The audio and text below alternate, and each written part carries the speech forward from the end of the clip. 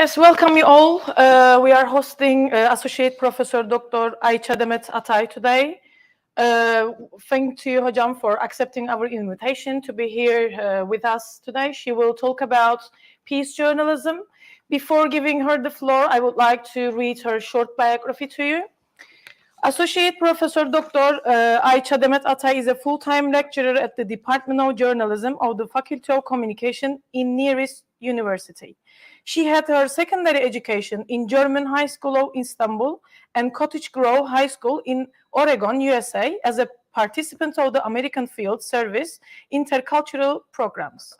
She earned her Bachelor of Arts degree in Political Science and International Relations at Boğaziçi University in Turkey. After completion of her bachelor's degree, she worked for various national daily newspapers in Turkey. She is the recipient of the Abdi İpekçi Journalism Award in Journalism in 2002. In 2005, she received the Rotary World Peace Fellowship and completed her Master of Arts degree in Conflict Resolution at the University of Bradford in the United Kingdom. She also received a postgraduate diploma in Research Methods of Social Sciences from the same university. She earned her doctoral degree in Communication and Media Studies at Eastern Mediterranean University in North Cyprus. Her research interests include peace journalism, peace and communication, and political communication. Yes, Hocam, now I'll give you the floor to start your presentation. Thank you. Thank you. Thank you. Welcome. Today our topic is peace journalism. Do you know this painting? Picasso. And what is it? Remember the name? Some catastrophe in the city. Yes, yes. What is it? Visual arts students? This is a painting, a very famous painting from Picasso. It's Guernica. Yes. Guernica, remember? Yes. So what do you see here? Guernica still is a town in Spain which was bombarded towards the end of 1930s by Nazi planes who went in support of Franco regime during the Spanish Civil War. So Picasso was, the planes killed 1/4 of the town. They bombarded the town. 1/4 of it was a small town, but 1/4 of the population was killed during the bombardment. So Picasso was shocked. He wanted to do something, and he made this painting. It's a big painting, almost 8 to 4 meters, one canvas. So what does it say here? What does it tell us? What does he convey? War means only death and suffering. Yes. What do you see here? Chaos. Chaos. What else? Pain. What else? Destruction, animals, human beings. Destruction, animals suffering, humans suffering. It's suffering, right? Yeah. That is war. Love, grief, perhaps, sorrow. Yes, crying woman who's holding a baby. Asking for help. Asking for help. Yes, all these feelings are conveyed through this painting. So war is suffering, war is sorrow, war is grief, war is murder. War is a legitimate form of murder. It's legitimized murder. By legitimation, I don't mean that is right, okay? Legitimate is different than right. So it's a legitimized form of murder. And there's pain here. So peace journalism deals with war, but not just with war, okay? Peace journalism is not just about war, reporting on war. It is basically about reporting on conflict. How do we report conflict? Today we are going to cover these topics. What is peace? What is war? What is violence? And this is Roy Granslade is a professor of communication from England, And he wrote this. I think it's an important quotation. If the, oops.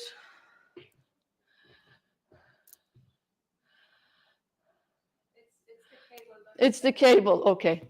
If the media are the central locus of warmongering, then logically they have the capability to be the catalyst for peacemongering. So today, news values, traditional conventional news values, basically fuel conflicts. Have you heard the notion, if it bleeds, it leads? Have you heard about it? If it bleeds, it leads. Basically, if it bleeds, it makes news.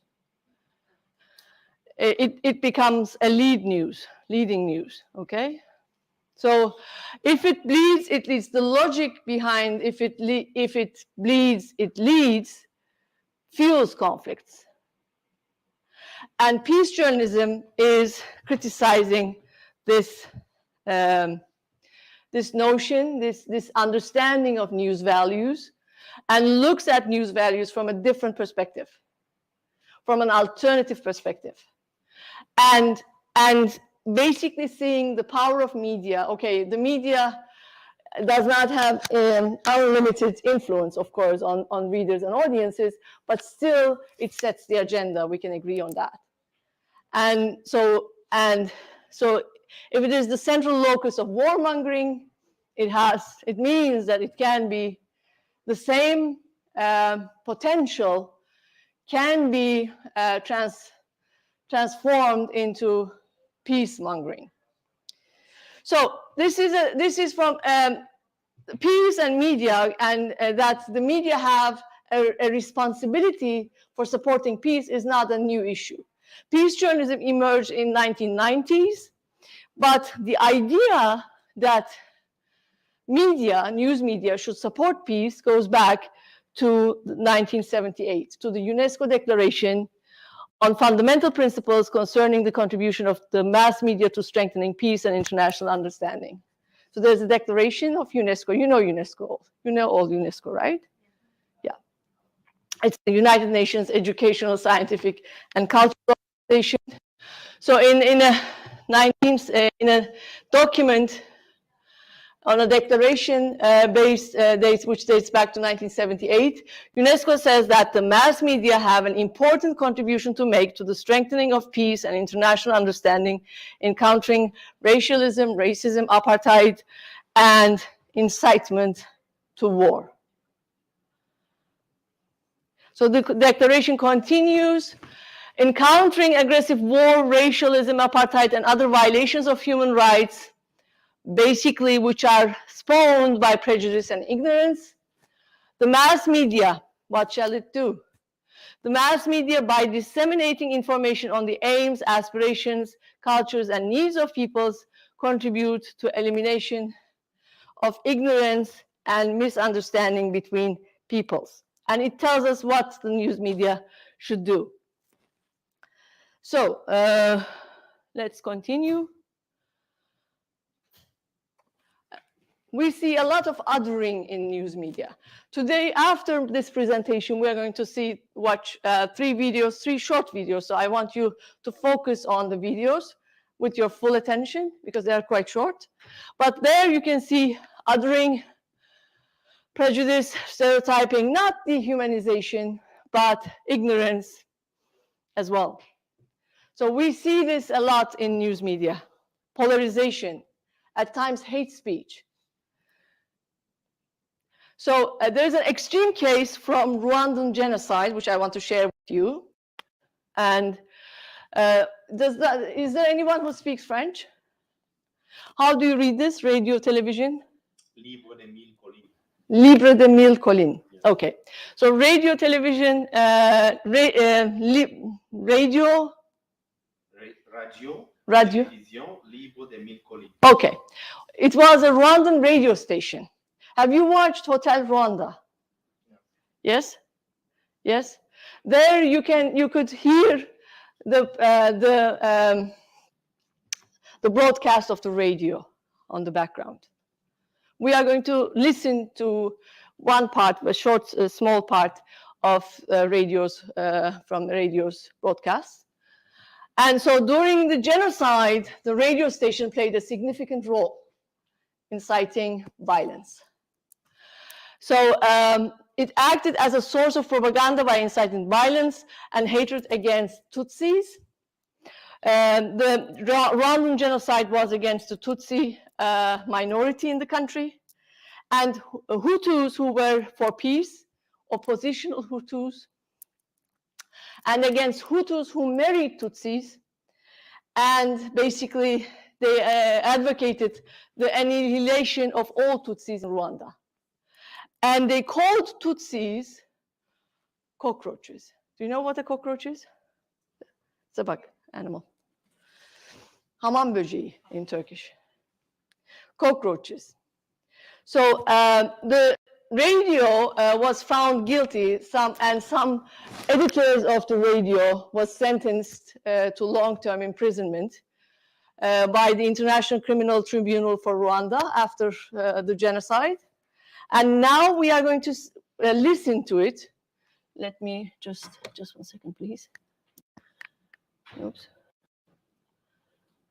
Where is it?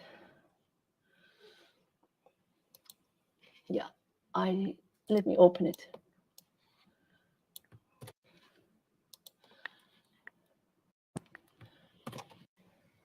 Just listen to it.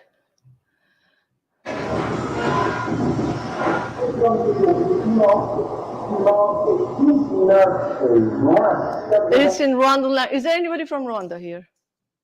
No? Okay. So it's the noise is not good, but you can.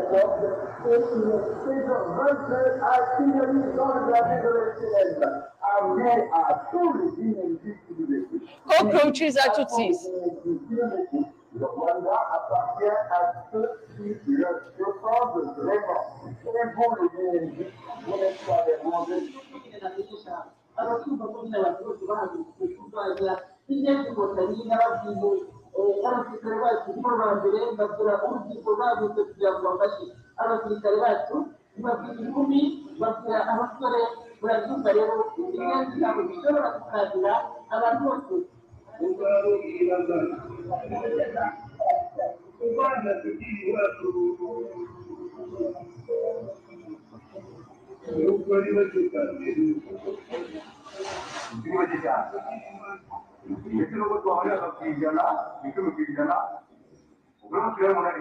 Because they killed in between 2% of Tutsis.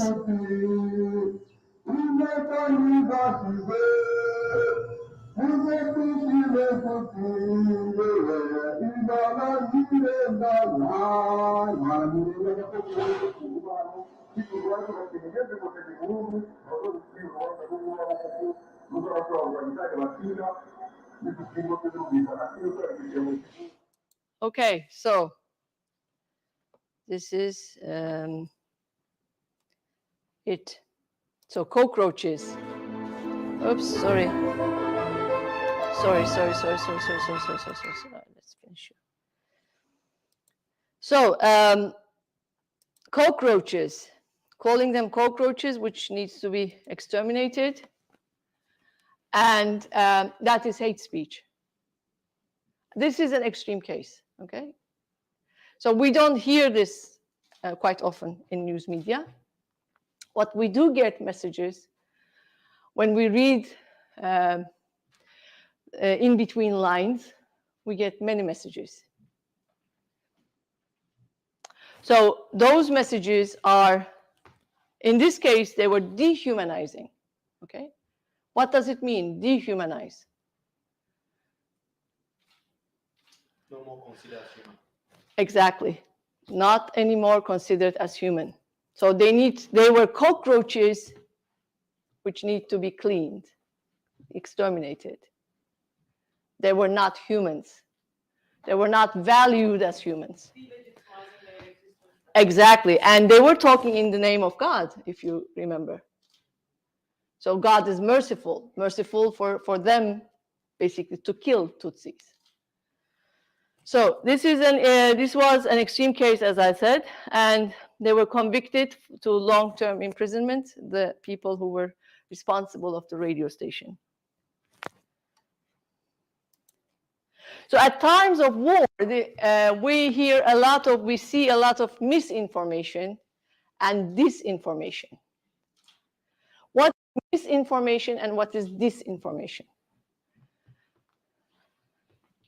Misinformation aim to mislead the people. Is which one? Is disinformation. Disinformation, Yeah, exactly. misinformation is not saying what is really happening. Exactly. So by disinformation, you are misguiding people on purpose. And for misinformation, you're basically publishing fake news, wrong information, and so on and so forth. And there's a lot of propaganda going on. And for example, for the Ukrainian-Russian war or Russian-Ukrainian war, how we shall put it, I don't know. We'll discuss that if you like. Going on. It's a war of communication, information war as well. So, do you remember embedded journalists from Iraqi war? Embedded journalists during the Iraqi war. Embedded. Okay, American Pentagon, basically, what they did during the Iraqi war was, in order to control the information flow on Iraqi war, they created this thing called embedded journalism, embedded journalists. Actually, we can, if we have time, if you're interested, we can find some videos on embedded journalism as well. There are documentaries on that. Basically, journalists were assigned to American troops. Okay, and they were controlled the information. They were not told exactly what to write, but because their context was controlled. Okay, so all the news was controlled about Iraq in the American media by the Pentagon. So during time of war, information is very valuable, but scarce. Uncontrolled information. Information which falls outside of these three categories. Okay. So what is the problem? We talked about news values.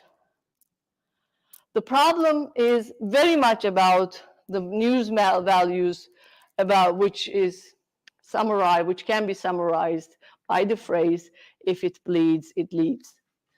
Conventional news media, news values simplicity.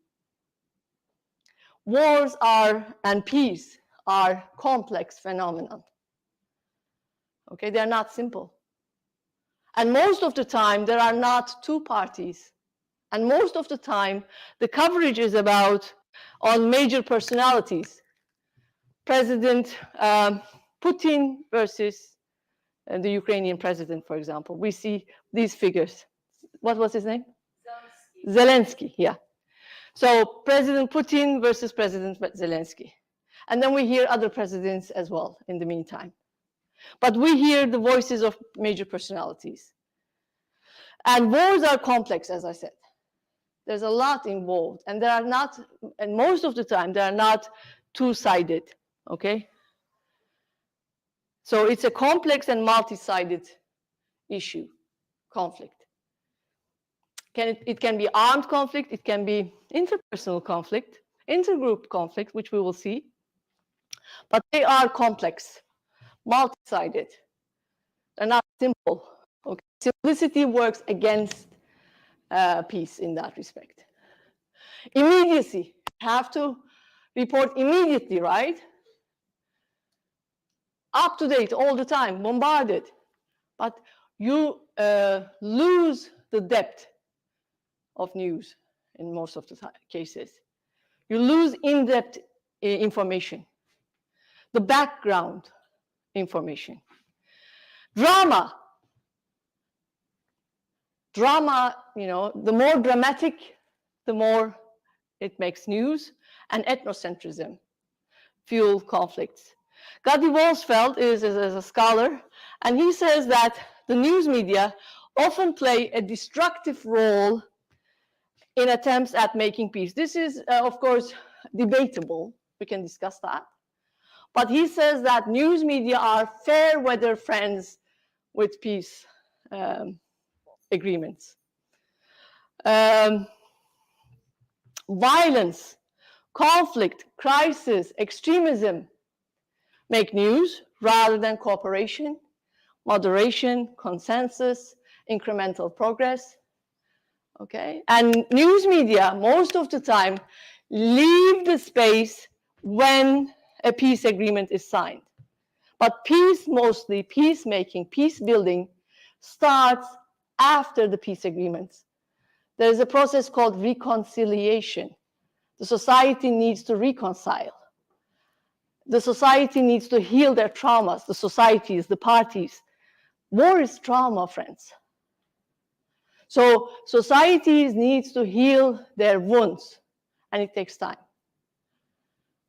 And there may be violences, occasional violences in the aftermath of the war as well, of the peace agreements as well. So news media stay on. So, and the media, this is very important, which peace journalism aims to break.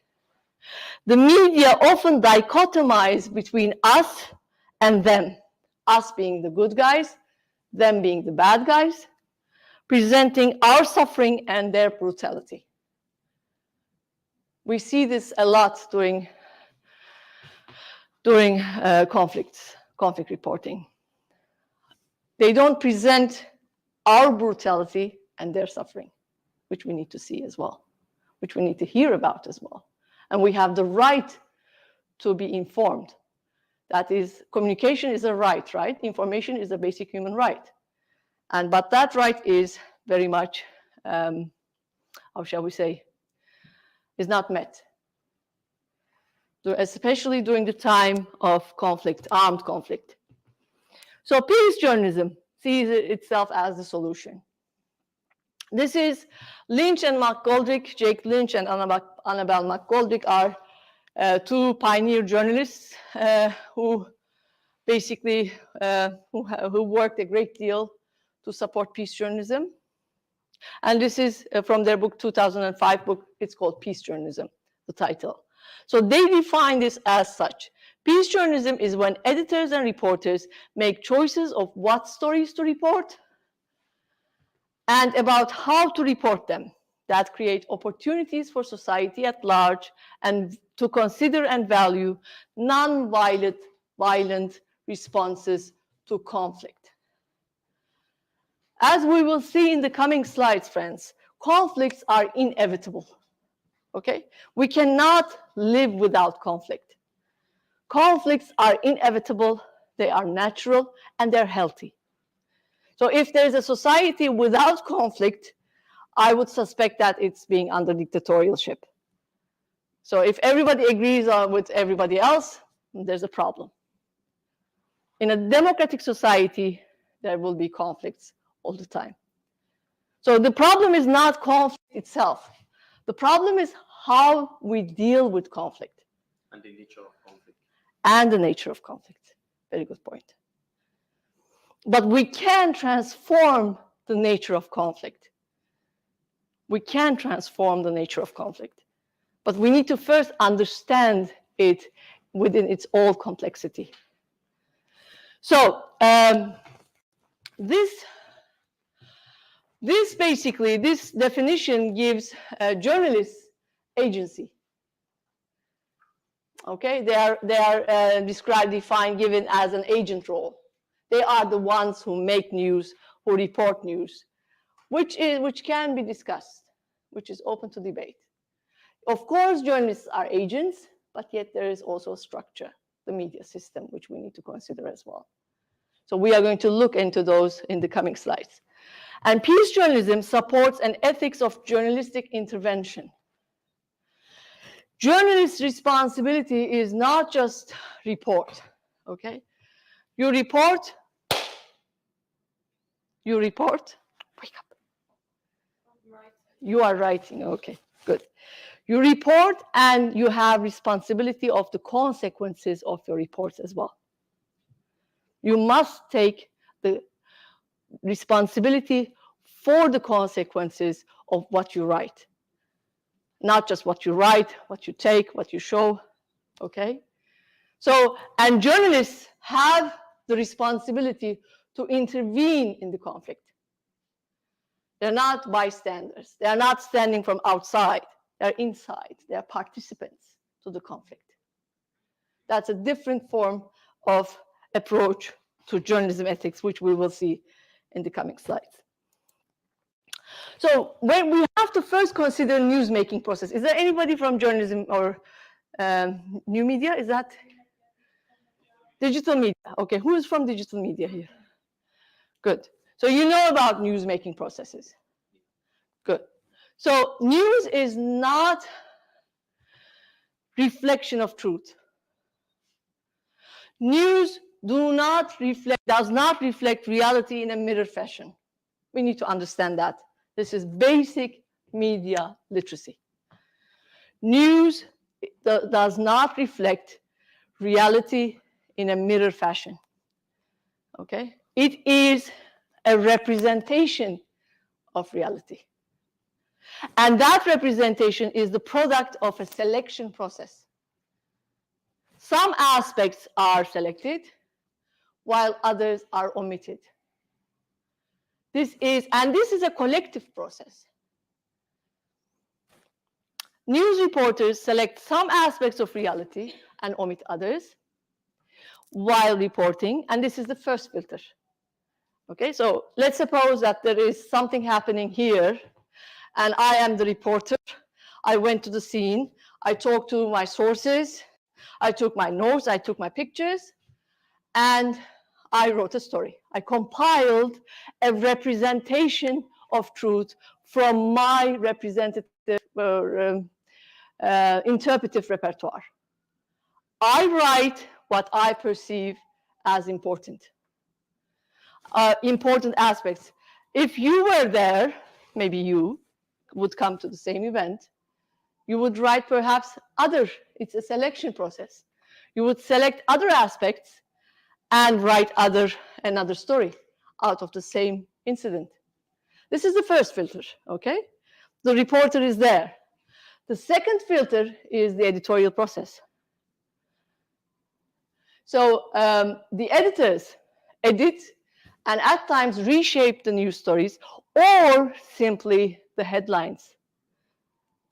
And it recontextualizes the whole story. So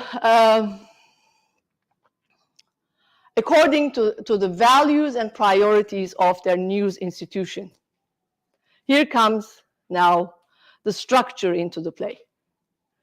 Media is a system, right? There's a political economy to media, and if it is a private media institution, the main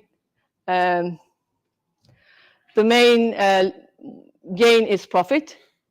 So they have to make profit out of it. And the news media institution have, for example, I can talk about the media system in Turkey. Many news institutions, media institutions, are actually investments of bigger companies, corporations, which have investments in other fields, in other sectors. Energy, construction, retail, all sorts of investments. So media is not the sole business. And media is actually not that much a profitable business either. So why do they come to media, invest in media? To control the narrative. To control the narrative. What benefit would that make for them? Different for different parties. For example, the oil industry controlling the news about global warming leads to them not getting kicked out of their business and continue profiting from that. Yes.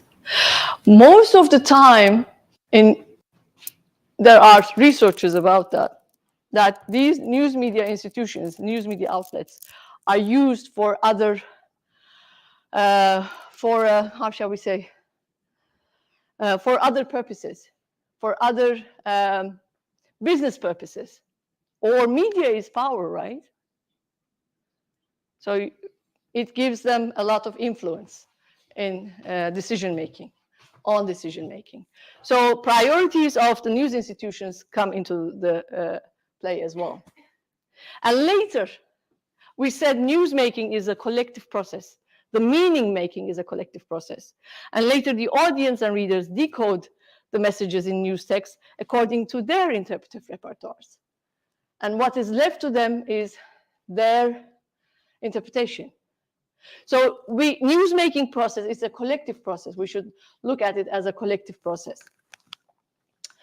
When I was working for Milliyet newspaper in Turkey, my newspaper sent me to Palestine, okay, to report on the Israeli-Palestinian conflict. And I wrote a story on Israeli-Palestinian conflict, which was actually narrated from the children's perspective, mostly, okay? That story was about children of Palestine. And I went to schools, I went to different schools, interviewed different children and so on and so forth, and I compiled the story. So next day, when my story was published, I was very much ashamed. Because my editor, had changed the title. And that news story appeared on the front page. And that title was, if it was me now, okay, I would not have included that detail in the story. There was a small detail in the story. One quote of a child who had said, "Oh, they're killing us, so we must cut their throats." The child was talking about Israeli government, and he said that they are killing us, so we must cut their throats. Okay, so that's violence. So if it was me now, this was before I got acquainted with peace journalism, I confess. If it was me now, I would not have included this detail in the story.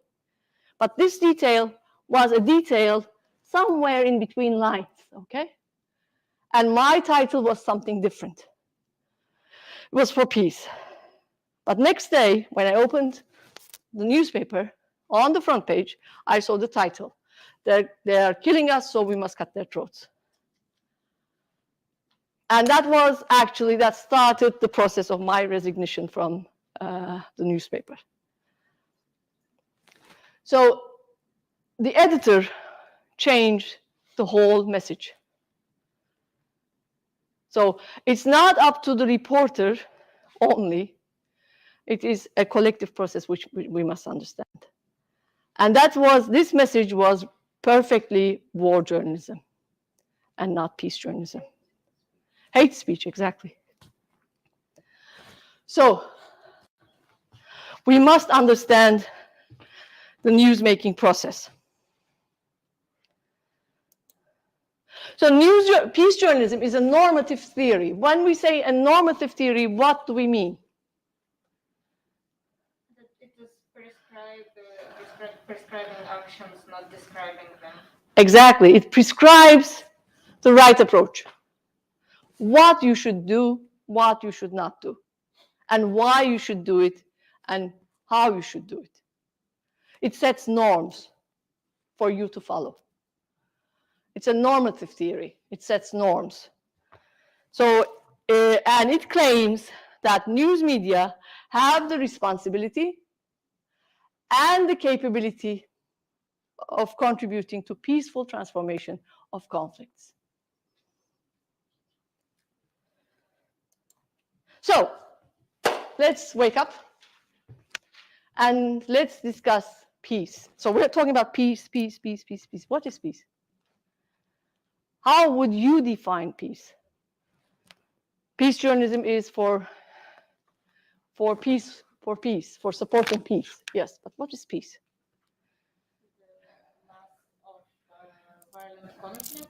The lack of violent conflict, very good. This is a negative international peace. Yes. But there's a positive peace as well, which Yes. includes human equality, democracy, Uh-huh. social justice, and Harmony. like that. Harmony. Yeah, harmony. Yes, very good. Democracy. So peace cannot be without justice. There's also more description that I can think of. Peace also can mean status quo and compliance with status quo. Non-compliance with status quo. Not Compliance with yeah. compliance with status quo. Yes, there is that aspect as well. Silence, tranquility. So, Well, silence is not tranquility. Silence is not tranquility. so it may seem to be tranquil, but Sorry, what means tranquility? tranquility. Can anybody explain tranquility? Tranquility, I mean, derived from tranquil. Mm-hmm. Yeah, when you say you are tranquil, I mean your mind is ease. Like Yes. you are not facing any pressure of any kind. Uh-huh. Silence can be anger. Sorry, Nurhan Hocam. Can be sometimes anger. Anger. Yeah. Yes. If you are so angry, you are becoming silent. It means that you don't want to talk about it. That's why it is not a tranquility. I think so. Tranquility is you are In peace of mind. in peace of mind. You are relaxed. You're relaxed. It's not related to tranquility. Tranquility, yes.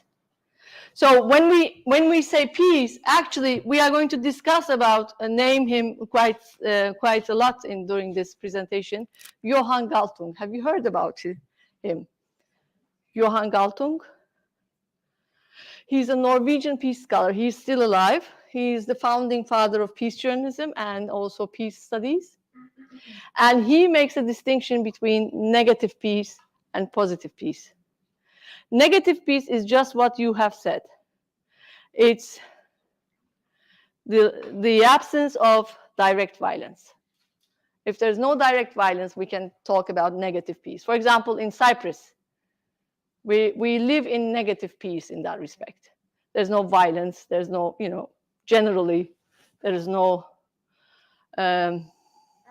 direct. There is no peace as well. I'm not sure. Okay, so direct violence is not much there. Sometimes it happens. That's why I'm not sure about Uh-huh. But still, it's not an Armed conflict, systematic violence. There are incidents, there may be incidents of violence. Okay, that's what I'm saying. So you are in armistice. Ceasefire, yeah. So, but still, Mr. Mind has named as frozen, intractable conflict. yes, it is a frozen, intractable conflict. But in terms of direct violence, so Galtung, as we will see in the coming slides, differentiates between three types of violence. The first one is direct violence, which is obvious. So there's a perpetrator. It's direct violence. It can be physical, it can be symbolic or whatever, but it's direct. Okay, there's a perpetrator and there are those who are victimized. So direct violence is obvious. So here in Cyprus, we at the moment, I argue that there is no systematic direct violence here. So that's why we can call it negative peace. There is a political violence. Yes, yes. Systematic direct violence, I'm saying systematic attacks, war, or anything as such. So physical things, yeah. So therefore we can call it negative peace. But positive peace is something more, which we will see. So definition of peace, defining peace, is a political act. It's a political action. Everybody, which takes place within power relations. So that's a whole different discussion. But we need to understand that the definition, how you define peace, you cannot just say peace. You need to talk about what kind of peace you are talking about. How you define peace. What is peace? For example, one of you said peace is democracy. That's positive peace. Peace is democracy. Peace is justice. There is also theoretical democracy. So when we say peace with democracy, it's kind of tricky. Because Yes, there are democratic countries where there is no peace. Yes. So People are what is silent. democracy is another Yes, it's discussion. another definition. Yeah. Saint Augustine, he's an old philosopher of Middle Ages. He defined peace as tranquility of order.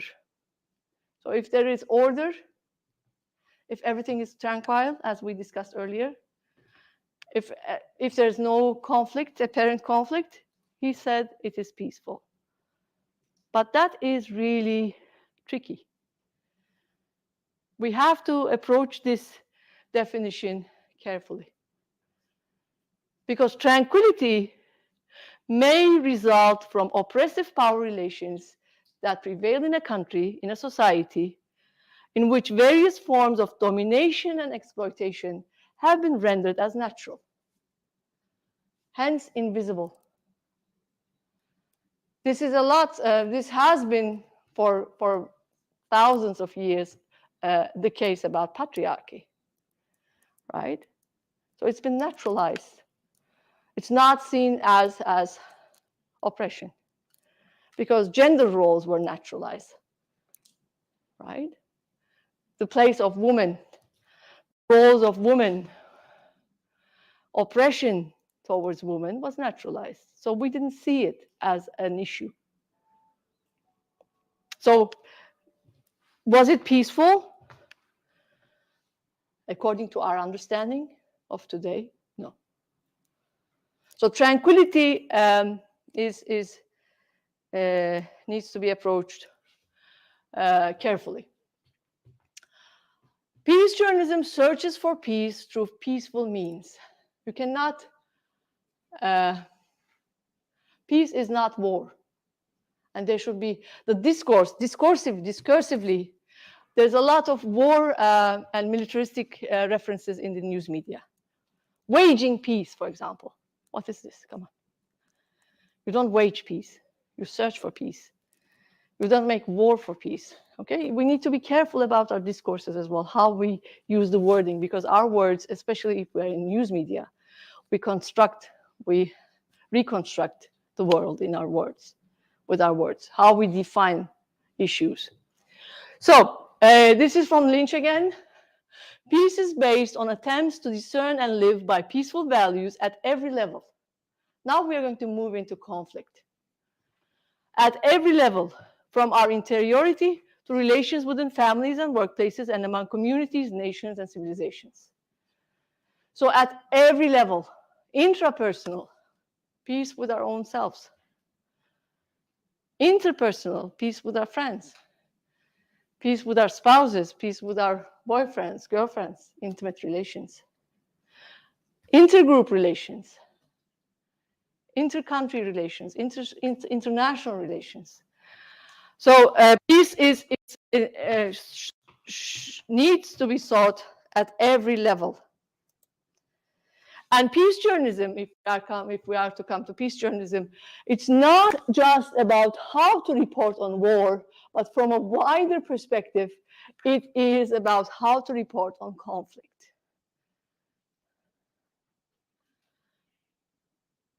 How we deal with conflict. And this conflict can be on interpersonal level, interpersonal, intrapersonal level, and in all, different levels. So what is conflict? So we discussed peace. Peace journalism has basically one main pillar, peace. And we are going to come back to the question of positive peace, which we have not yet answered. But we know now what negative peace is. It's the absence of direct violence. So what is conflict? How do you deal with conflicts? There is a field which is called nonviolent communication. If you are interested, you can do some reading about it. It's about how you communicate your feelings, how you communicate your needs, your desires, your interests, non-violently. So conflict is a relationship, first of all. It's a relationship. It needs an other. And that other, and individuals or groups, who have or they think they have incompatible goals, needs, and interests and desires.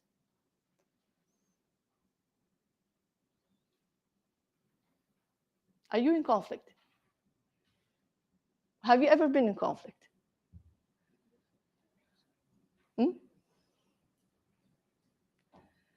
Let's think of a conflict situation in which we all have been in conflict situations. What? Yes, Hocam. Every day. Every day. Life is a conflict, exactly. Life is a conflict. And we cannot escape conflict. And we should not escape conflict either. We should manage conflict. We should transform conflicts. Okay? We should deal with conflicts. And we have to develop our skills to deal with conflicts non-violently. Okay? So it's a skill which needs to be developed. So in conflict situations, the parties purposefully employ their power in an effort either to eliminate, to neutralize, or change each other to protect or further their interests in the interaction. So there is incompatibility. Now let's define a conflict situation here. Let's deal with that conflict. Yeah? If this is from Lynch, kind of not, contradicting, because sometimes a conflict is necessary to find a new opportunity. Very good. Very good point.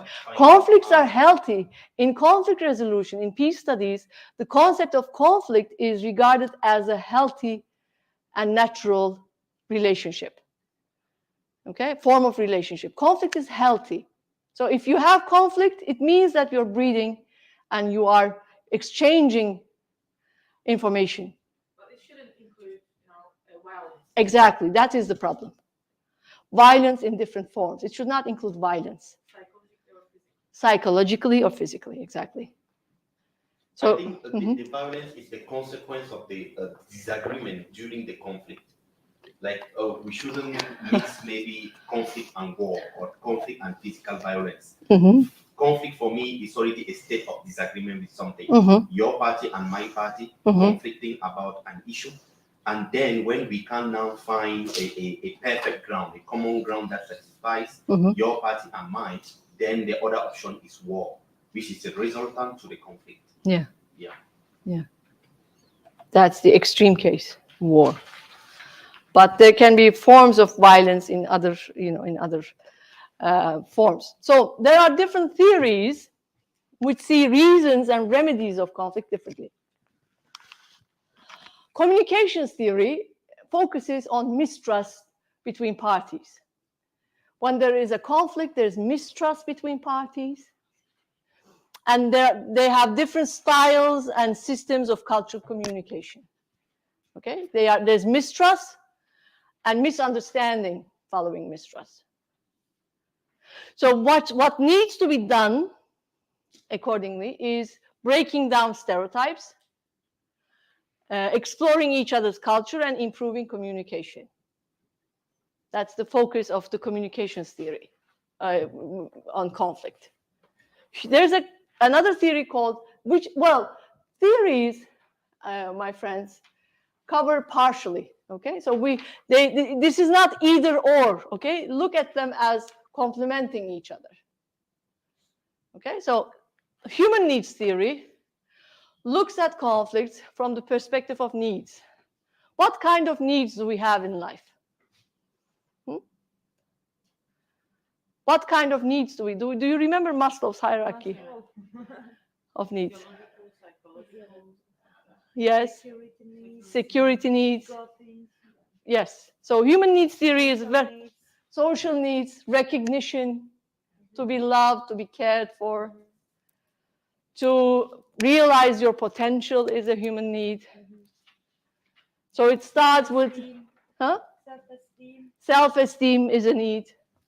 It starts with the basic needs of shelter, food, security, and then comes social needs, recognition, self-esteem, and then goes up, you're realizing your potential, and so on and so forth. These are human needs. They can be physical, social, or psychological. So human needs theory views conflicts from this perspective. If there are unmet human needs, your human need may be recognition, and you're not recognized, okay? That would cause conflict. As TRNC, yes, of course. It's not the recognized territory. We are problematic. Yes, exactly. So unmet human needs is one thing. The remedy is identifying and meeting those needs. Negotiation theory focuses on demands, what you demand. If there are incompatible demands, I want this, and you want something else, and we have one thing. So there is, let's suppose that you have one apple and you're 2 people, so 3 people, 4 people. How would you divide the apple? Equally. Huh? Equally. Equally, that's one thing. So, but if everybody wants, we have scarce sources, friends. So we have scarce sources in life. Much of the conflict is about distribution of sources. So negotiation theory aims to bring the parties on an agreement based on mutual gain. Everybody, win-win solutions. Everybody wins. It is possible if you are creative. It's possible to find creative solutions to conflicts. And finally, identity theory looks at conflicts as the reasons as threatened identity. Your identity is not recognized. This happens a lot in current times. The identity is not recognized by the states. The language is not allowed, for example. This happens in many countries for minorities. Their languages are not accepted. Their beliefs, sometimes their names are changed. Okay, that is threatened identity. So what is the solution? Recognition of identities of both sides and reconciliation. Are you tired? No. No? Are you following, friends? Yes? Trying to? So let's stop here for questions. Have a short break. We are more energetic than you. Yes. We are older than you. Double age. Okay, so we have covered so far peace and conflict. And peace is, conflicts are natural, we said. And what is important is not whether the conflicts themselves are good or bad, but how we wish to deal with conflicts. So peace journalism defines peace not as the absence of conflict, but absence of violence. And it is concerned with finding creative, non-violent resolution of all cultural, social, and political conflicts. Peace journalism is not about just reporting on war, as we said. A sports game, a sports news can be a piece of peace journalism. How you report. And there's a lot of war journalism going on in sports news, for example. A lot of war journalism. Ayça, Yes? may I, hocam? Go back? Yeah. Can I ask a question about that quotation? Peace This one? journalism defines peace not as the absence of conflict, but the absence of violence. But my question is that now you're telling me that the Absence of violence. okay, that doesn't guarantee peace again. It guarantees a level of peace. If you are, if It you're guarantees the absence of negative peace. Positive peace, yeah. It guarantees negative peace first, Yeah, the first step. negative. But violence has many forms. So the conflict here in this definition does not just refer to direct violence. Yeah. Violence in all forms. Behavioral violence, Yeah. Exactly. Okay. economic violence. Yes, can be yes. Political violence. Okay. Yes. I'm talking about violence in all forms of it, not Mhm. just physical. But would that be enough? If Back of all those violence. What I'm saying, what I'm suggesting, okay, let me just explain. express myself better, is that when you're living in a society, let's take the example of the Scandinavian societies, which is very multicultural, multinational, and people are living, but many people are tolerating each other. And they learn that how under a democratic system, how to deal with each other at social levels to avoid conflict. But it doesn't guarantee that they love each other, or they love conflict, or they love differences. What I'm saying is that we have a higher level of peace, if we're talking about it, which is, and peace they in will your heart, yeah. and loving, the whole humanity, coming to the concept of unity with all humanity, which is not just, the absence of different forms of violence, but to having any form of, just tolerating others and learning to live with them in harmony. Toleration can be a form of violence as well. If you are taking deeply, toleration, when you tolerate somebody, it's not like coming to unity, as you said. Yeah, this is what you learn how in social How to deal with how to act respectfully, but from a distance. So and you won't tolerate. let intimate relationship. That's different. That's different. But peace is a way, I think, and we will perhaps never reach it, because the definition of peace will be furthered the more we reach it. So it's the pathway. So to be on the pathway is I think the right thing. So if we reach it, it will be totalized. So, and that will bring with itself other issues. But that is an aim to walk towards. And while we're walking, we're transforming and being transformed. Our relations are changing. We ourselves are changing. And the way we change, our definition of peace will change as well. So we will always move forward to it. It means that conflicts are always consequently comes. Conflicts will always come in different forms. And it is not related with the toleration, because No. toleration doesn't mean any peace. No. Yeah. Toleration is, it's a step towards peace, but it's not a higher end in itself. Toleration. I tolerate you. Okay, you stay here, I stay here. You do your thing, I do my thing. We live Separately. Also, I think toleration is something like violating yourself with them. Mhm. People, while tolerating, they also violate themselves, like pressing their, If you are suppressing yourself, Yeah. your own needs, when if you're giving from yourself, that can be. But that is still a kind of sacrifice. we make to keep the society peaceful, and that is still it still has value. It still has value, but it's not embracing differences. When you're embracing differences, embracing differences is the level of peace that's we can talk a about. higher level. Yeah. So peace is as the absence of violence. So here let's move on to the triangle, conflict triangle. So for conflicts to come to surface, okay, to appear.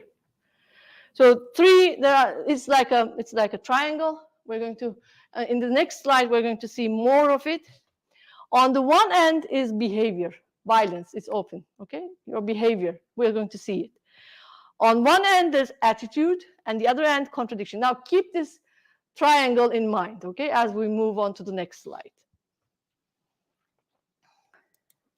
So contradictions, let's think of social conflicts, political conflicts. Contradictions can be, resources are scarce, okay? Employment can be an issue, income can be an issue, housing, water, security, okay? These are all scarce sources. And who will get what is the question of politics. Okay, it's the main question of politics. Who will get what? And what not? So, and these are contradictions. There are not many jobs. There's unemployment.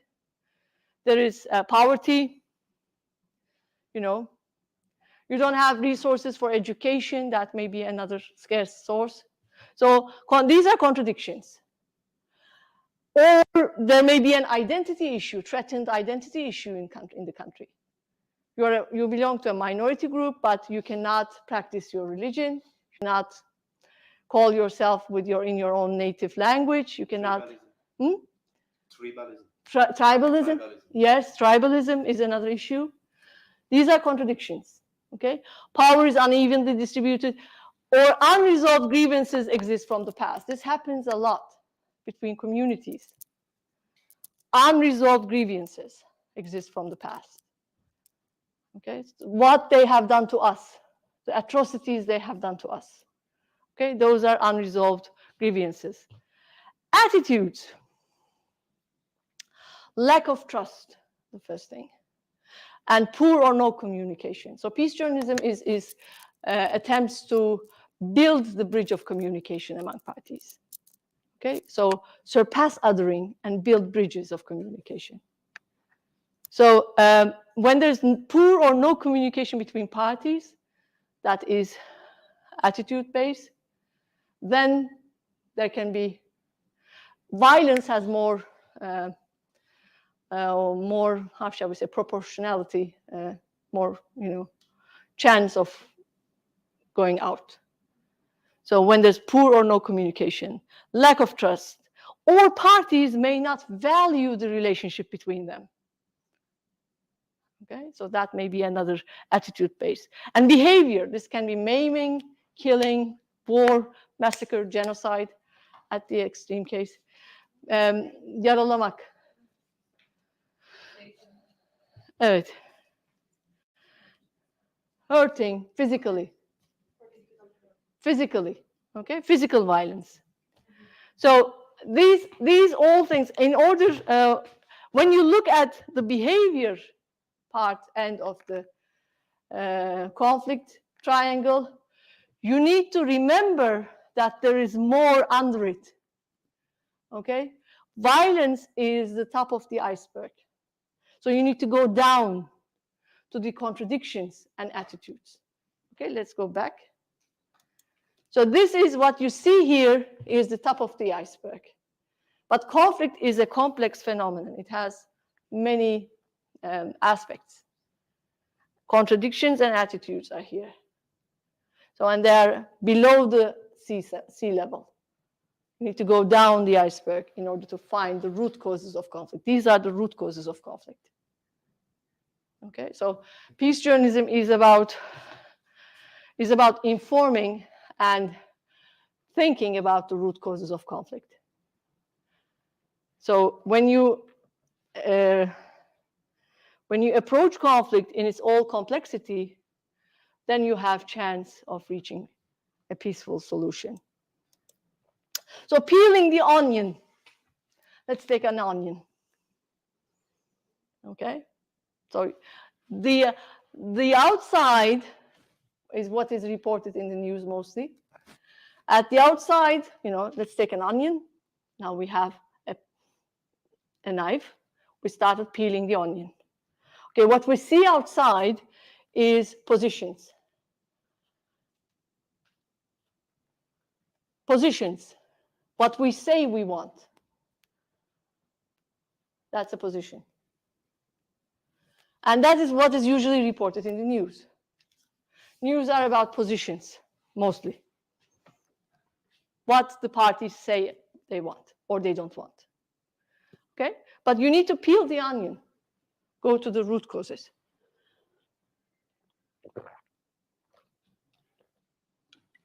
Then comes the inputs. What we really want, okay? Not what we say we want, but what we really want.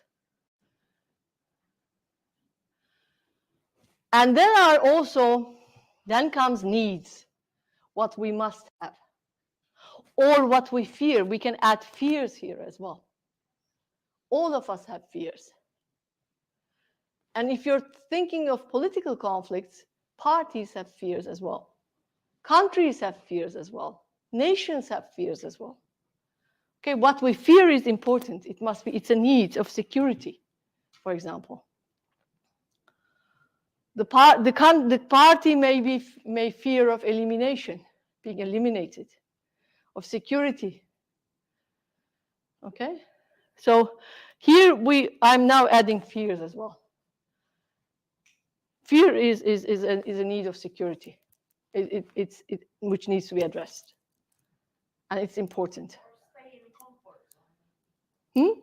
Maybe stay in comfort zone can be the need. It can be a need, yes, of course, yes. So we need to go deeper in order to find solutions and transformations to conflicts.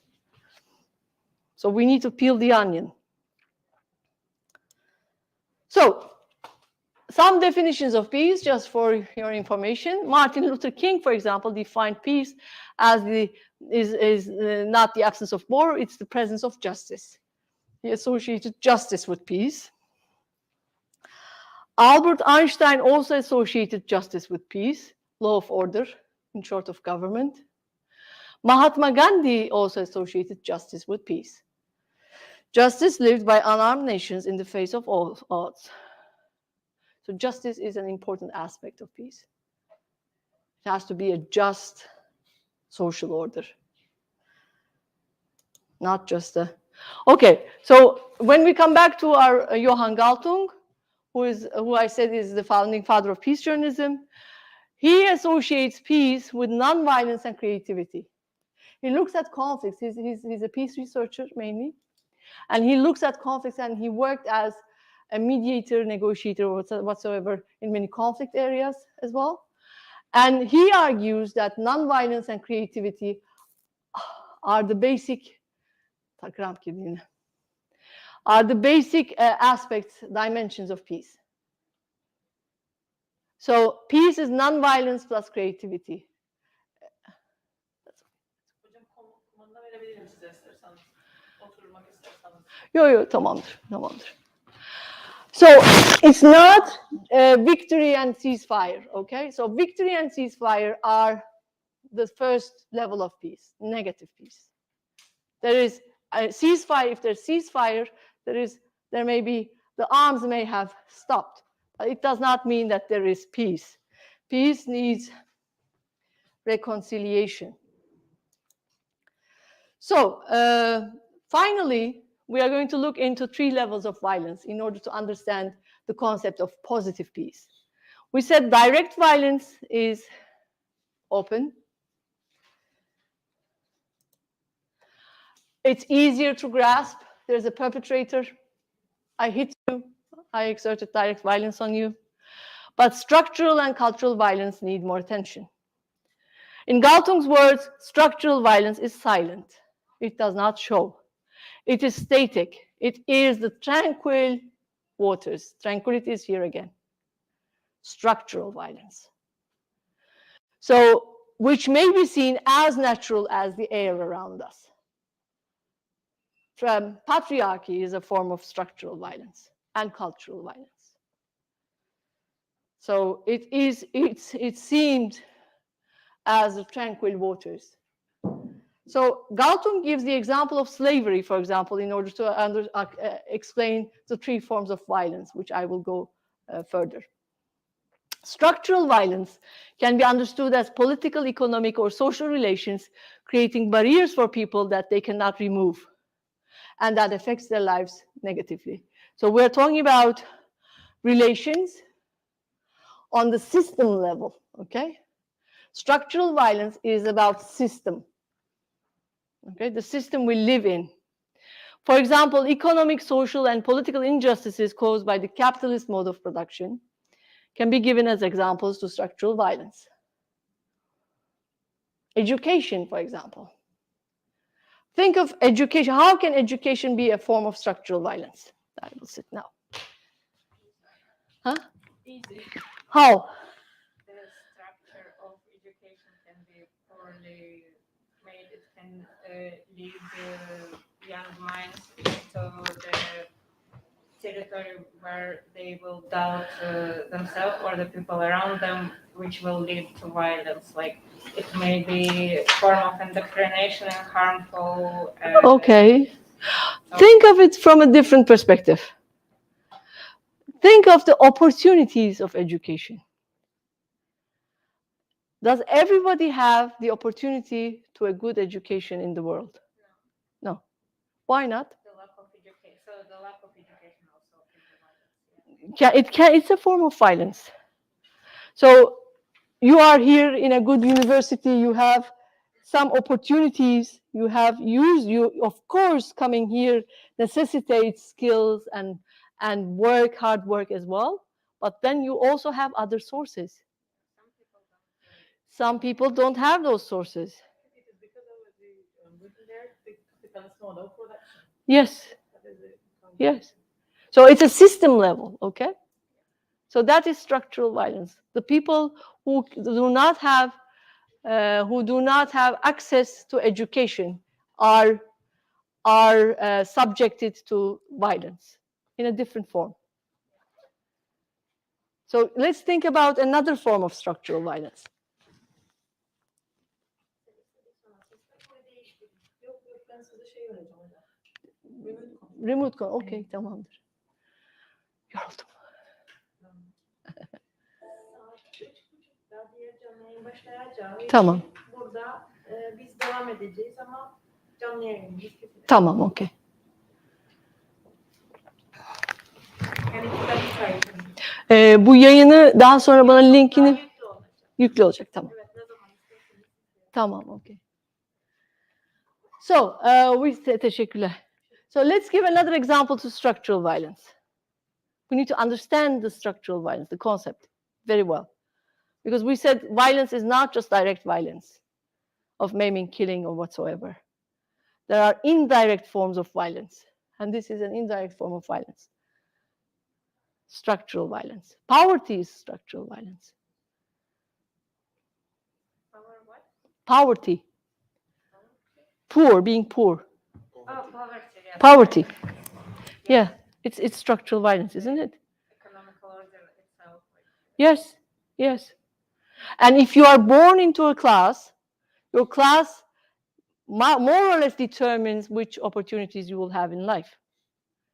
When you're born into a class, of course, there are cases of upward mobility. Okay, there are cases of upward mobility, moving up in the echelon, in the hierarchy, class hierarchy. You're born into a poor family, but you have good education, you're hardworking, and you move up to the middle class. But in some countries it is forbidden. If you're born in a poor family, you have to live with it. Yes, in caste systems. in the old Indian Hindu caste system, in you're some born countries, into that. It's continued. Yeah, culturally. So that is structural violence. Are we all clear with that? This is very important to understand. System level violence. Okay? So when we're talking about peace, we are also talking about no structural violence. And let's move on. Cultural violence. Galton refers to those aspects of culture, such as religion, ideology, language, art, and science, that can be used to justify or legitimize direct and structural violence. So cultural violence makes direct and structural violence look and even feel right, or at least not wrong. So here are some proverbs, Turkish proverbs, which entail cultural violence. Kızını dövmeyen dizini döver. He who doesn't beat his daughter beats his knee. And then long hair, short mind. Saçı uzun, aklı kısa. So isn't that violence? Come on. This is violence. Violence against women. And then you should not miss the stick from her back and the colt which connotes baby, from her belly. Karnından neydi? Sırtından sopayı, karnından sıpayı eksik etmeyeceksin. Yeah. Violence. This is violence. It is violence. Offensive. Refer as a stereotype. Huh? Not, I mean, it can also be a stereotype. Stereotypes are A forms of stereotype- cultural violence. Yes, stereotypes are forms of cultural violence. Exactly. We have a saying, beat your wife like it's gold, so she will shine like gold. So beat your wife like gold, Worse than nothing. So she will shine like gold. like gold. See, another proverb. Here. Any other proverbs from your, who's from where here? Where are you from? Nigeria, you? Cameroon? Zimbabwe? You? Turkey? All Turkey? Where? Kyrgyzstan. Kyrgyzstan. You? We have this kind of proverbs. Where are you from? You, lady? Young lady? Yes, you are? Iran. Nice. And you? No, you are? Yes? Turkey. You're from Turkey. You with a mask? My mom is Korean, my dad is Cypriot. So So you are from where? Now you here, decide. I grew up here. You are Cypriot. Yeah. How do you feel Okay. yourself? You feel And like you are Cypriot? from? Obviously, I grew up here. Yes? My dad's Turkish, my mom's Belarus. Belarus. And Turkish. And Turkish. Okay, very good. You? Kazakhstan. Kazakhstan. And you? I'm Scottish. You're Scottish. Okay. You? Back there? We are multicultural university. Pakistan. Pakistan. We do have. You are from Pakistan. And you are from? 48 different. You are countries Russian, in but our living, university. I mean, you're from Kazakhstan, but you're ethnically Russian. Okay. So we have an international community here. Very nice. So can you think of any proverbs in your own cultures which entail cultural violence? Yes? We have one in Iran. It looks very nice, but yeah, there is a wrong underlying assumption, I guess. Behind every successful man is a successful woman. Sorry, is a good woman. Yes, there's that You saying in have it. Turkish as well. You have it. Yeah. Yes, Okay. yes, yes. It's very problematic. It's problematic, exactly. It situates women in the back all Yes, the time. yes, exactly. And also, it doesn't give any place to successful women. Woman, who needs exactly. the support of men. Men, as well. exactly, exactly. So from Nigeria, do we have any proverb? You can't think of any? Well, we all have proverbs. But we just took it for granted, That's why you cannot Remember, exactly. Cameroon, do we have any proverb? There are many, but I don't have anyone In mind. anything In mind. Yes, so cultural violence makes things look normal. It normalizes structural violence and direct violence. So what was the word? Proverb? The wife? Hit your wife like a gold, so she shines like a gold. Hit your wife like a gold, so she shines like a gold. Okay? Russia. So Galtung's words, in Galtung's words, direct violence is an event. Hit, it's an event. It's a moment, okay? It's a day. It's a year, but it passes. Structural violence is a process with ups and downs. Cultural violence is permanence. It's very difficult to deal with to change cultural violence, deal with cultural violence. And he gives examples of slavery and racism. Let's look at that one. Africans were enslaved and brought to Americas to work as slaves. This was direct violence, okay? So direct violence, they were enslaved. During this process, on the way or in the plantations, thousands of them were killed, which was direct violence, or tortured. This one. Ethnocentrisms are direct violence, I think. Ethnocentrism? Yeah, for example, whenever we think about the Australian Uh-huh. inhabitants, Uh-huh. they enslaved or Aboriginals. assimilated. Uh-huh. Yeah, aborigines. Yeah. That is direct violence. Mhm. Okay. In direct violence, the perpetrator is known most of the time. Okay, there's a perpetrator. You can identify the perpetrator. Okay, that is direct violence. With institutionalized slavery, now we come to the political system. Okay, on the system level, there is slavery in the United States for some time. Violence became structural, with white Americans playing the role of masters and Africans becoming slaves. And this was a process. Okay. It took long, it was a process, but it was abolished. It ended. But racism continues. Racism continues. Hate speech still continues against African Americans. So it takes a long time, but it takes determination to deal with cultural violence. Yes. I didn't understand something. I thought that cultural violence is when you justify some other kind of violence via appealing to cultural things, right? So isn't it also an act, something you do one time and another? Why is it saying that cultural violence is like an ending process? So cultural violence, okay. Direct violence is an event. Structural violence is a process. It continues for some time, but there may be system level changes and then it ends. But the remnants of that continues in the culture, in the form of racism here. Culture sometimes might be even more flexible than structures. Cultural violence, like those proverbs, or like the proverbs you say, they justify inequality among genders, okay? And they are taken as normal. Cultural violence normalizes other forms of violence. Oh, wait, so then cultural violence is not an action when you justify something, it's a belief that you hold on. Exactly, very good point. Yes. Very good point. It's a belief that you hold on. And racism is based, hate speech is based, stereotyping is based on those beliefs. Okay, those beliefs continue. They are taking root. They were taking root in culture. So when we look at news coverage of conflict, we said that news coverage of conflict in conflict areas is often inflicted by good us and bad them dichotomy. Othering. Huh? Othering. Othering, exactly. And then peace journalism, by transforming the images of enemy, humanizing the enemy, talking about their suffering as well, and our brutality as well. And this is very difficult in times of conflict.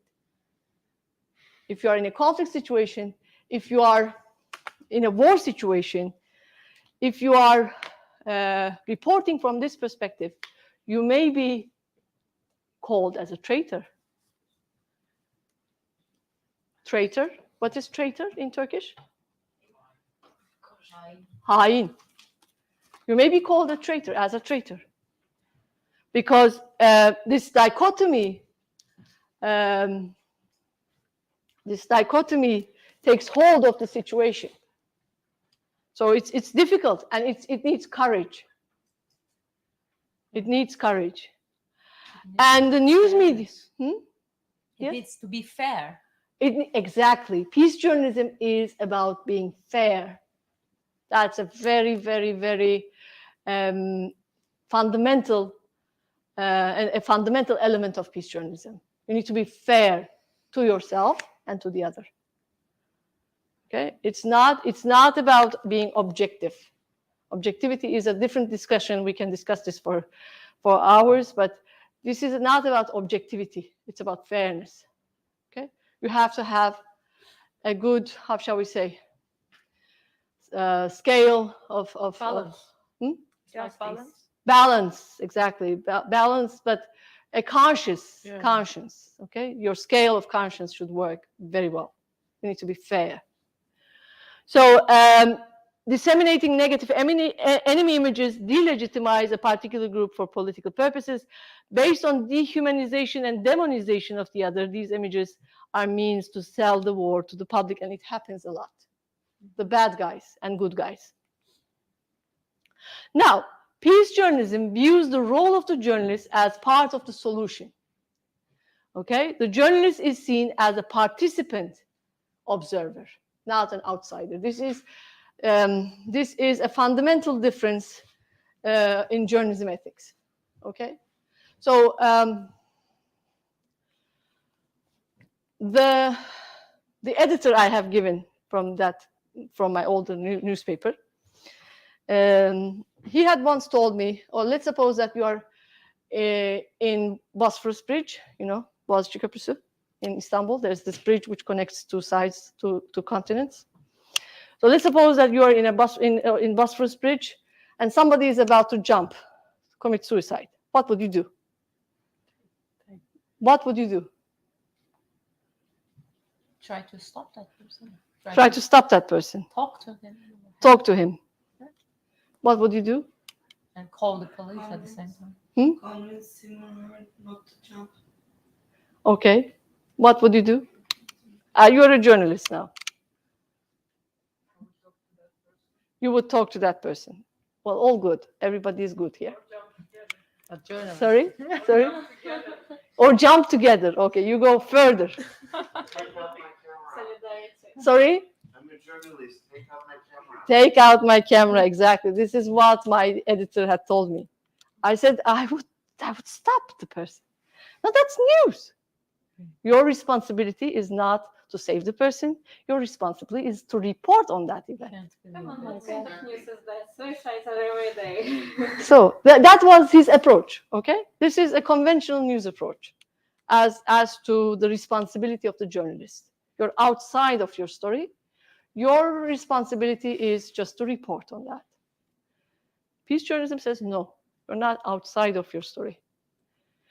You are participant observer to your story. So your one leg is inside, because the moment you participate as a journalist there, you change the flow of events.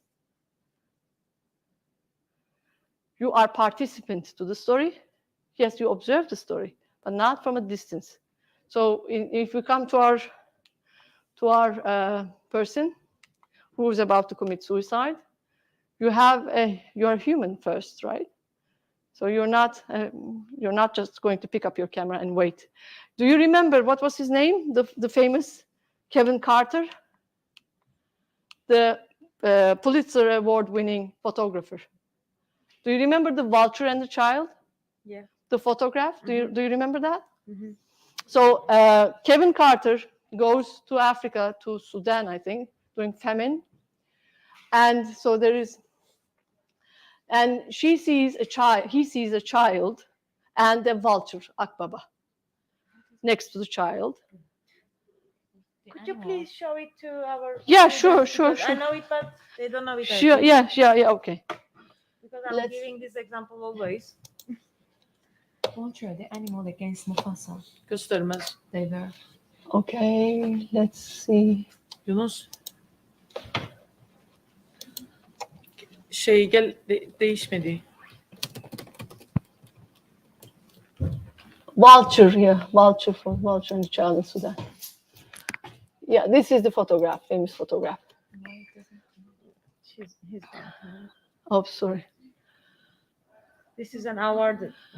This is an award-winning photograph, okay? So Kevin, this is a child, which was thought to be a girl, but later it turned out to be a boy. So the child and the vulture. Kevin Carter, this is from 1990s, I think 1993. 1994. Huh? It says 1994. 1994, okay, good. So from 1994, so he goes to Sudan during famine, and he takes this photograph. He observes, waits there, he takes the photograph, and then what does he do? Don't tell me he left. No, He I left. think He left. Kidding. Are you Yes. kidding? Yes, he left. He left. He chased the vulture away, and he left. He left the child there. Okay? So what happened later? So what happened later was that this photograph was published, I think, if I'm not wrong, in New York Times, in a very well, not this is from Guardian, but the original photo is, I think, in New York. I may be wrong. Okay, in a very good, famous newspaper. So then he was criticized a lot. What happened to him later? He committed suicide. Okay, so now let's discuss the duty, responsibility of the journalist. Okay, so your responsibility is not take the photograph. Yes, you have to take the photograph and inform the public. But your responsibility is more than that. Okay? So you cannot just leave the child there and move on. And this is the same, this is, bu slide'a nasıl gireceğim Yunus? Ah, geldi, tamam. Bir dakika. So peace journalism is about taking responsibility for the consequences of your reporting. Ama ben başka bir yerdeyim şu anda. Nerede bu? Slide gösterisini sürdür, tamam. Ama ben burada bunu görmüyorum ya. Bir dakika, şuradan mı devam edeceğim? Tamam. Okay, finally. So, peace journalism, this is a table, famous table from Galtung again, explores conflict formations, okay, with their root causes. And it has a win-win orientation.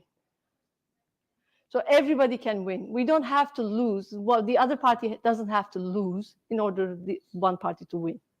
Both parties can win, but this is a change of mind, the way we think, the way we approach conflict. So it gives voice to all parties, empathy, creating empathy and understanding. The aim is to break the stereotypes, to break the dichotomies, to humanize, not demonize the other. And focuses on conflict creativity, finding creative solutions to conflicts. It's proactive. It doesn't wait until the conflict occurs. If there are symptoms, signs of conflict, it's proactive. Okay? And it focuses on invisible effects of violence as well, trauma. Not just visible violence, who killed whom, but invisible effects. It exposes uncovered cover-ups of all sides, not just good us and bad them. We are bad as well. But it's difficult to face that, especially if you are in times of conflict. We may be bad as well. Think of what we have done to them. Okay? Atrocities. Maybe we killed, we missed them. We exterminated them as well. But it's difficult. This is difficult to face. It focuses on suffering all over, generally women, aged, children, giving voice to the voiceless, focus on people, peacemakers, and focuses on the peaceful society aftermath as well. Not just leaves when the peace agreement is signed, but stays on the site. So what happened? So now we have 3 videos, very short videos, and then I will, if you have time, we can do some news reading as well, but I know you're tired now. We can go for discussion perhaps. But I want you to watch these 3 short videos, but these are very short, so you have to watch them carefully, okay? Full attention. So, boom, short, 30 seconds, okay?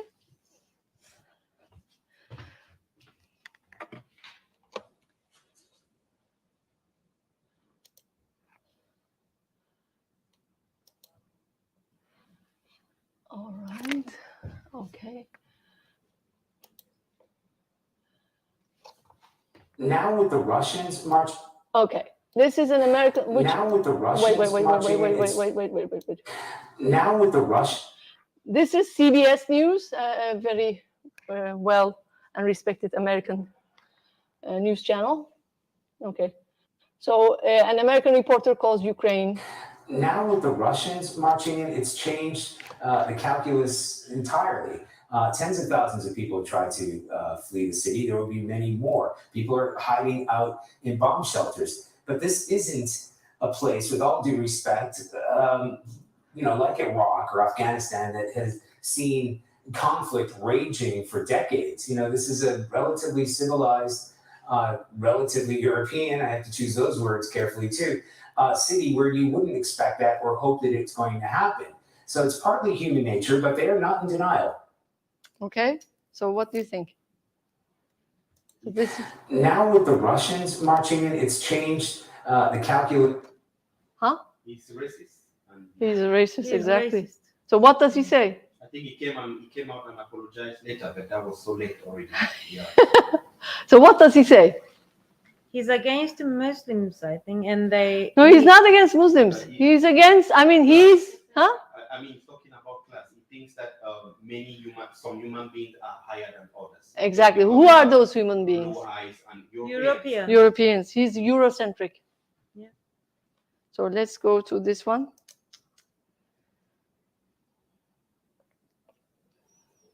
This is very common in the Western media.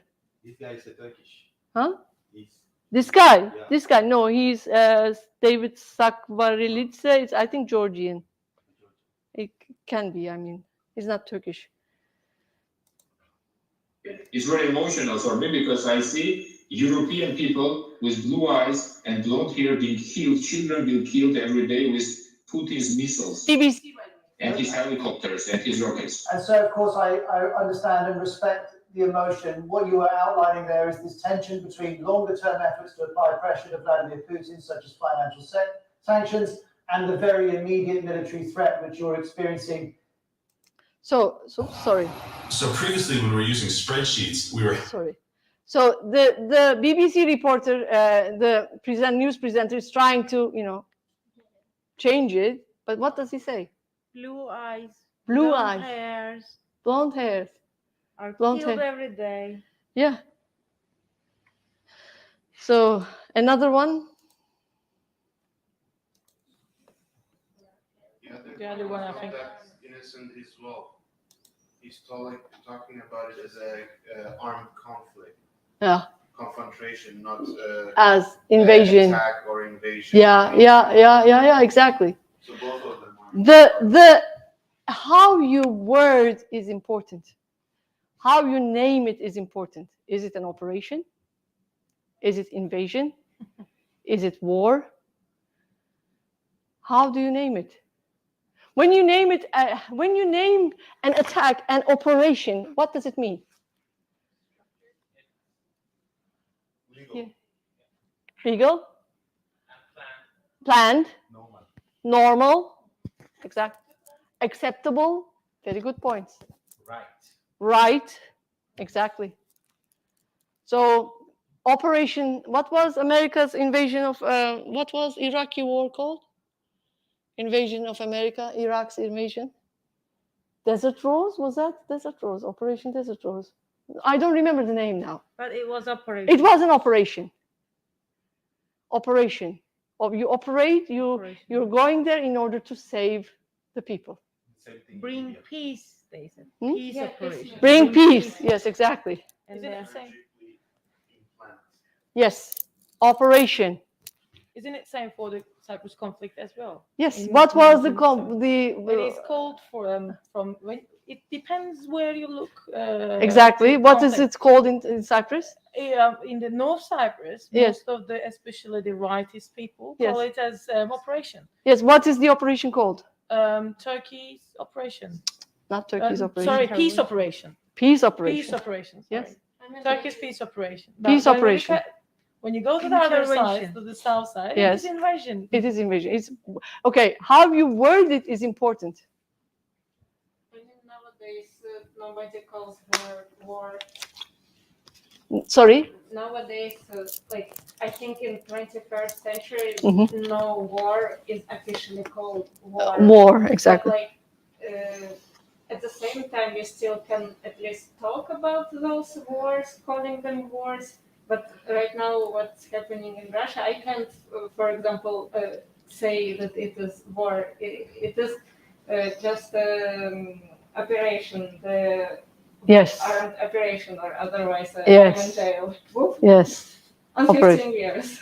Yes, it's an operation. Calling it an operation cleans the language. So the same, for example, 10 terrorists are exterminated or not exterminated, cleaned, cleansed, temizlendi. Worship? Clean. Yeah, so 10 terrorists are cleaned. What does that mean? Eliminated. Good. 10 terrorists are eliminated. Kill. So what is the action? Killed. So 10 people are killed. That is the other wording. So when you call a group, this is a much given example, right? When is a group of armed people freedom fighters or terrorists? So that is another issue. But when you are doing journalism, you are naming events, groups, people, and so on and so forth.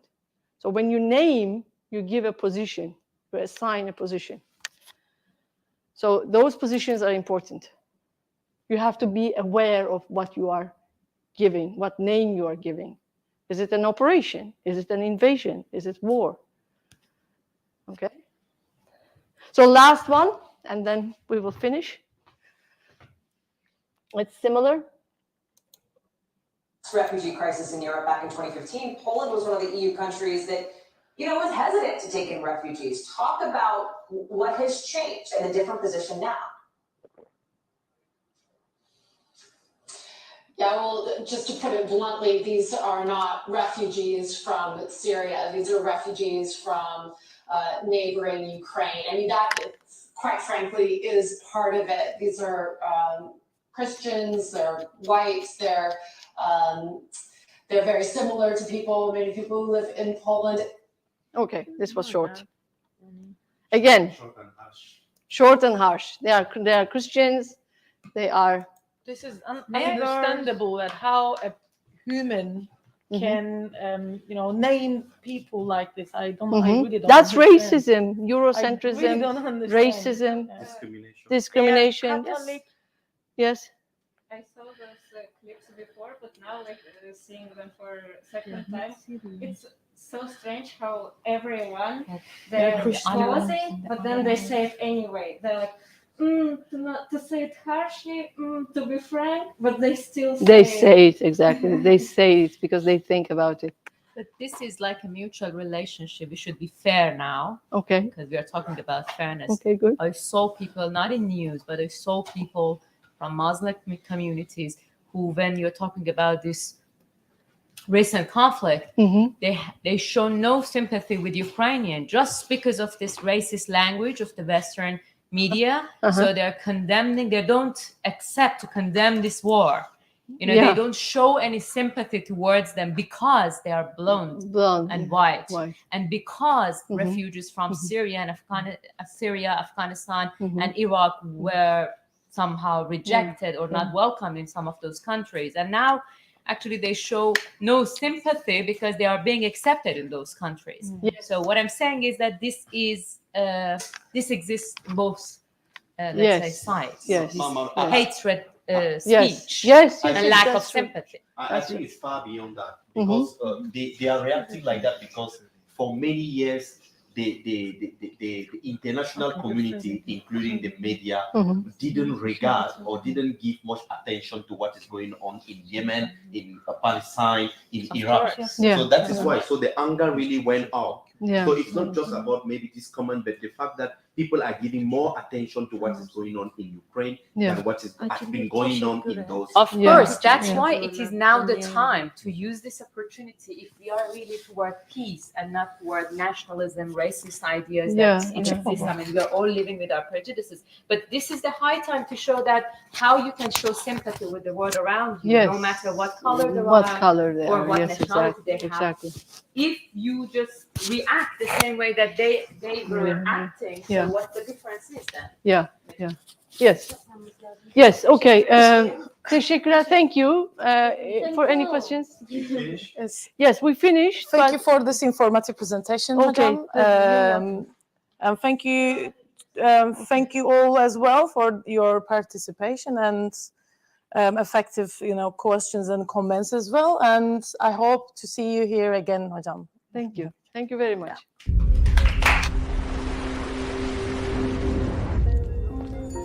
Do you remember how you discovered the world around you?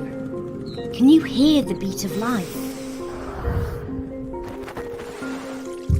Can you hear it by seeing it and feeling with all your senses? Hey, can you still hear it? There's something in you, driving you, calling you. calling you in closer and closer. It's happening right now. Time to free your curiosity that's always in you. Now it's time to act. This is an act of discovery. It requires looking to the world in new ways.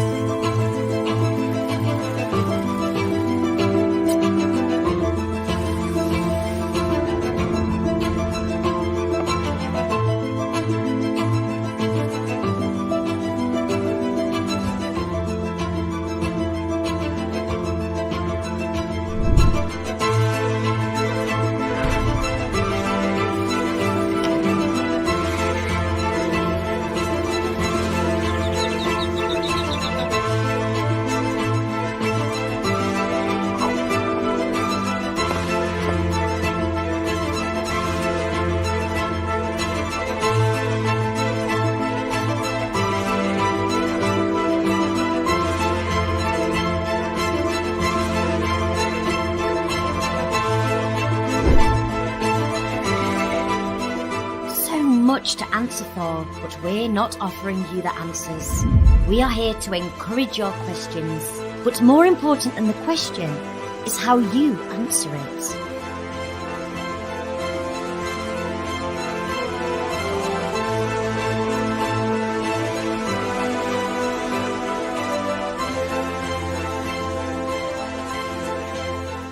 Try the ordinary, then try the unusual.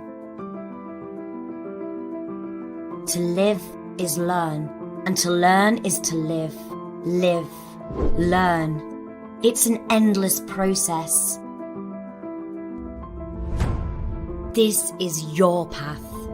This is your journey. You decide how it's going to be. Just enjoy every moment of it.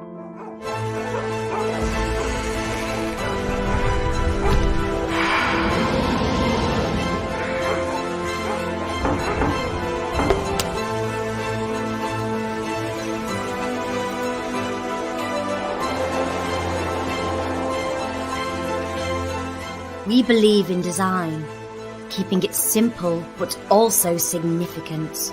We believe in art for looking at the world with a unique perspective.